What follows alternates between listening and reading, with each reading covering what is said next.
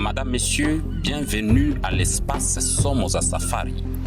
Ce programme traite des thématiques d'ordre de la pensée et de l'esprit dans l'objectif d'inviter l'être humain que vous êtes à se défaire des illusions et à s'éduquer aux pensées correspondant à l'essence de l'humanité.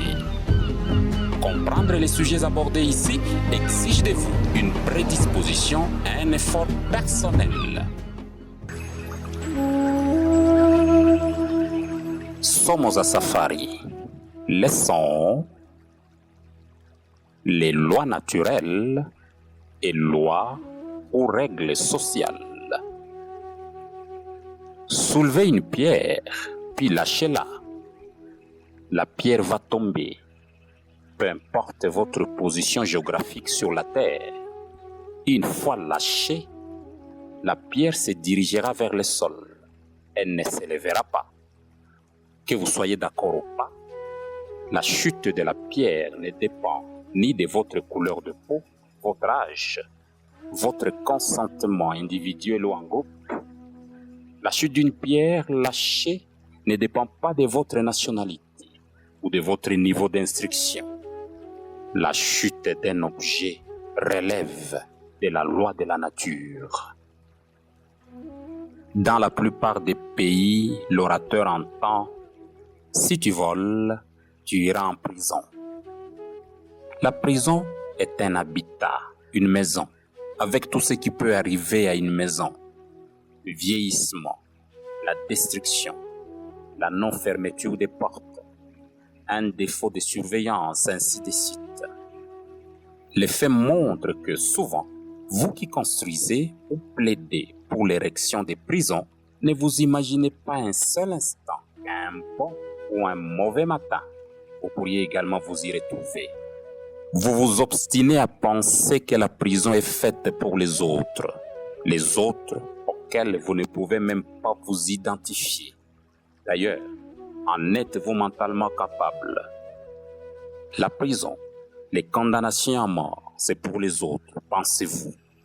Et les jours où vous allez vous retrouver justement parmi ces autres, c'est alors que vous allez vous souvenir de l'existence du droit de la femme, de l'homme, de l'enfant, du droit à la vie, au bien-être.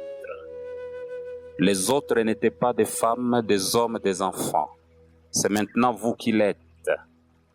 Constatez-vous cette contradiction, ou plutôt, cette niaiserie. Si vous analysez les faits, vous pouvez constater aussi qu'il faut être moins malin pour aller en prison. Déjà pour être attrapé ou traité de voleur. Aussi longtemps que vous tournez les lois et le vocabulaire de l'imaginaire populaire à votre faveur, vous continuerez à condamner les autres et apparaître aux yeux de vos concitoyens comme quelqu'un qui a tout simplement réussi sa vie, un modèle à suivre. Et même lorsque vous seriez attrapé, d'autres facteurs pourraient encore jouer à votre faveur, notamment l'argumentaire de vos avocats en fonction des honoraires que vous leur payez. Vous pouvez également user d'autres subterfuges peu connus du grand nombre de gens et vous coulerez des jours paisibles sous le soleil. Voyez-vous, les lois sociales sont changeantes, sujettes à des modifications en fonction du temps, de l'espace de vie, de la qualité mentale des citoyens, leur imaginaire, leurs croyances, parfois selon les humeurs ou intentions des législateurs. Le nihilisme ne peut pas fonctionner dans la nature et donc dans la vraie vie. Le nihilisme ne fonctionne qu'avec les conventions sociales, avec les gens. Le nihilisme, c'est l'absence de sens ou de valeur. Or, ce sont les humains qui donnent de la valeur aux choses. À partir du moment où les valeurs ne sont pas généralisées, il y a du nihilisme. Vous avez des valeurs et tout le monde y obéit. Mais à partir du moment où vous créez des valeurs individualisées, quand vous direz à chacun sa morale personnelle, à chacun sa vérité, je suis alcoolique, c'est mon droit. Moi, je suis un pervers ou xénophobe, Moi, je suis raciste, c'est ma vie. Vous entrez dans le nihilisme. Les vraies valeurs, madame, messieurs, ne peuvent être que universelles et s'appliquer de la même manière à tout le monde, sans exception, dans le temps et dans l'espace. Il est vrai qu'en chacun de vous, madame, messieurs, il y a quelque chose qui vous appelle à la vie et qui vous rappelle chaque jour par une petite voix. Faites attention à votre pensée, votre parole, vos actions.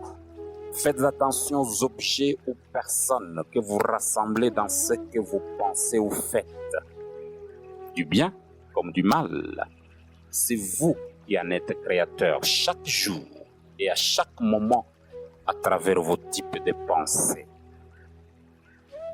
Quand vous pensez, parlez ou agissez, vous ne devriez pas oublier que vous n'avez point le monopole de penser, parler ou agir de la sorte. D'autres personnes peuvent le faire et le feront, parfois plus que vous. La question maintenant est, que deviendrait l'humanité si vous deveniez de plus en plus nombreux à penser, parler ou agir comme vous le faites en ce moment? Même votre soi-disant ennemi ou adversaire, rien ne peut l'empêcher de penser, parler, agir comme vous. Si, par exemple, votre Dieu peut vous envoyer exterminer un autre peuple, acceptez également que les dieux de l'autre peuple puissent lui ordonner à son tour de venir vous exterminer.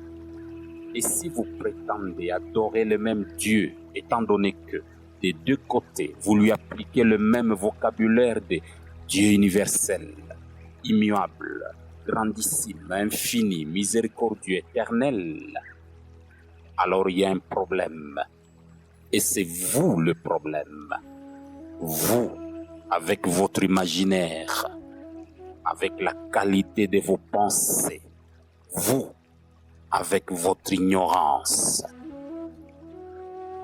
Les règles sociales sont celles fixées ou imposées par des législateurs aux citoyens pour vivre en communauté. Elles deviennent vite une tradition, et si elles sont modifiées de fond ou de surface par d'autres humeurs, ce qui arrive souvent, elles deviennent la modernité. Dans plusieurs pays, vous appelez constitution, statut ou charte cet ensemble de règles. D'une communauté à une autre ou d'une croyance à une autre, les règles varient. Parfois, elles se contredisent. Il arrive qu'une société impose ses habitudes sur d'autres sociétés. Plusieurs méthodes douces ou brutales sont utilisées pour cette besogne. On est bon citoyen ou bon croyant lorsqu'on vit en respectant ces règles, ou encore aussi longtemps qu'on n'est pas attrapé en train d'aller à l'encontre.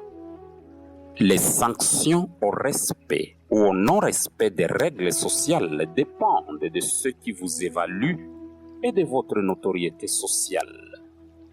Par exemple, 10 000 individus se conviennent qu'un citoyen doit être exécuté. Le bourreau est honoré d'avoir débarrassé les paisibles citoyens de cet individu dangereux. Tout le monde est d'accord que l'acte ainsi commis est salutaire, c'est-à-dire justice. Mais le sage, puisqu'il connaît les lois de la vie, sait que ces ignorants, quel que soit leur nombre, leur légalité ou leur légitimité, sont en train d'inviter la mort en spectacle dans leur famille, naissances et activités diverses. Les drames des tueurs ne tarderont pas à se multiplier et bientôt les croyances seront érigées sur des cadavres.